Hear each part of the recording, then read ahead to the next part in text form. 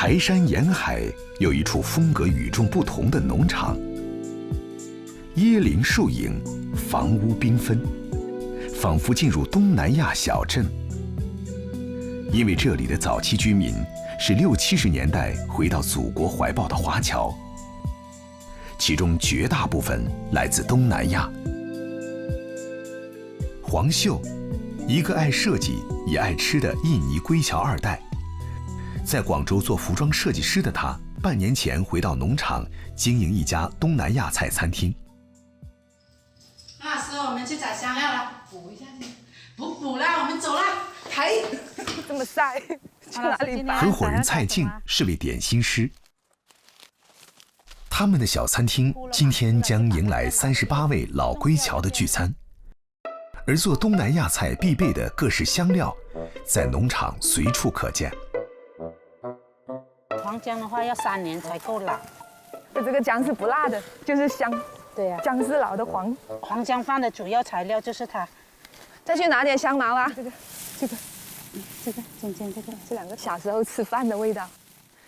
以前家里没有姜蒜，但是会有黄姜跟香茅。斑斓叶也将在宴席中起到重要作用。这个香味是很奇怪的，它是有米香，有一点奶香，被家乡特有的气息包裹着，黄秀仿佛回到了童年。我们来比赛看一下谁摘的大。有奖吗？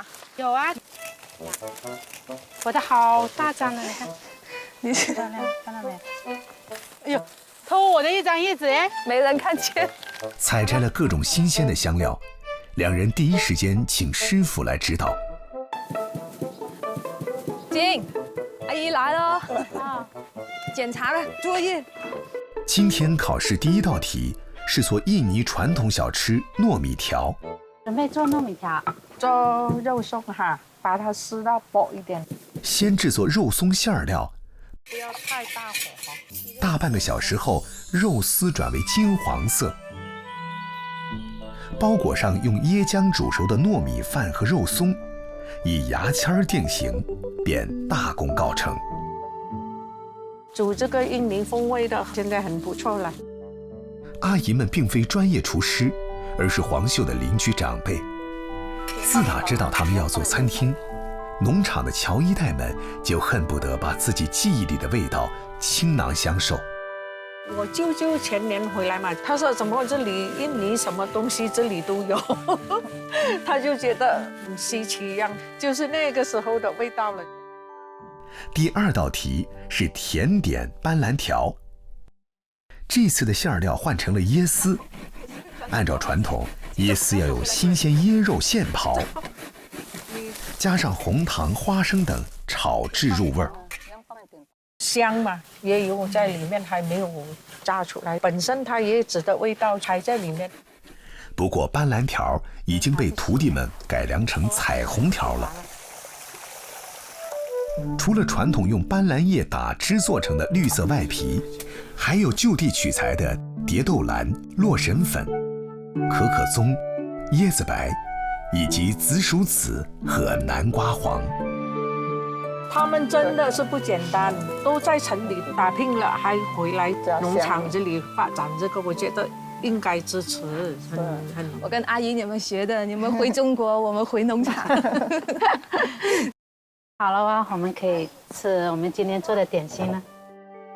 每个归侨的背后，都有一段背井离乡的勾陈往事，传承记忆中的味道，也给后辈留下了他们赤心不改回馈家乡的故事。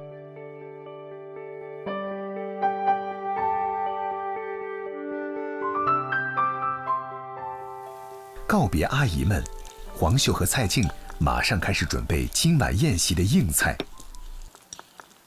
黄姜饭是今晚的主角儿。把浸泡了4小时的本地丝苗米与黄姜粉混合，炒干，再加入椰粉。平平无奇的米饭需要香料们增光添彩。先把黄姜、胡椒、香茅冲出香气，再和香叶、橘子叶、沙林叶等煸炒2到3分钟。最后做成香料包，和米饭一起蒸熟。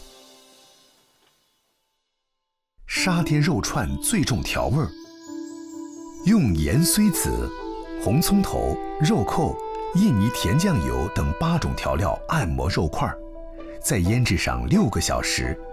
这里的牛羊肉就是品质不稳定，我们就尝试用猪去做，因为很多人都吃不出这是猪肉。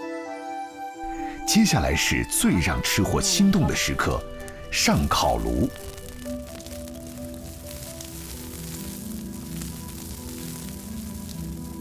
把火候控制在中火，以免烤焦。烤串不断翻飞着，散发出诱人的香气。你看，哇，好香哦！是啊，香味扑鼻的。傍晚时分，客人已经到来。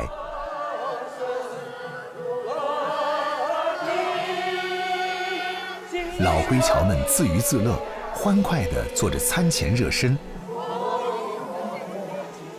但黄秀却紧张起来，在客人的包围中，用斑斓叶包起了腌制过的鸡腿肉。它会散。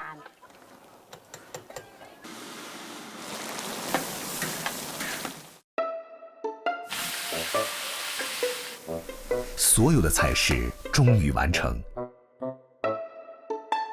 这个是印尼的一个手抓饭，他们到节日喜庆的时候、聚会的时候都会做这种饭。配料呢，就按各家的喜好，他会自己去调配的。然后这个蕉叶呢，它是一个饭铲，可以把这个饭一团一团的铲到自己的蕉叶里面，再把它捏成团，配着菜一起吃。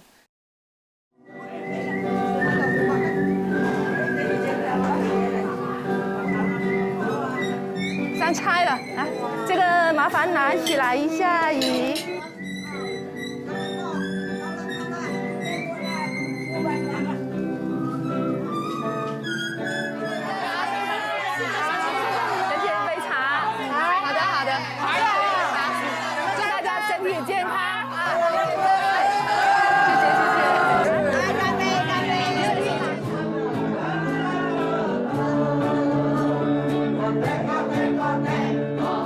它的歌的内容是什么呢？鸡呢带了4个小孩，掉了1个出去，留下9个，再掉了1个下去，留下8个，再掉下去留下7个、6个、5个、4个，最后1个留下一个就在那边。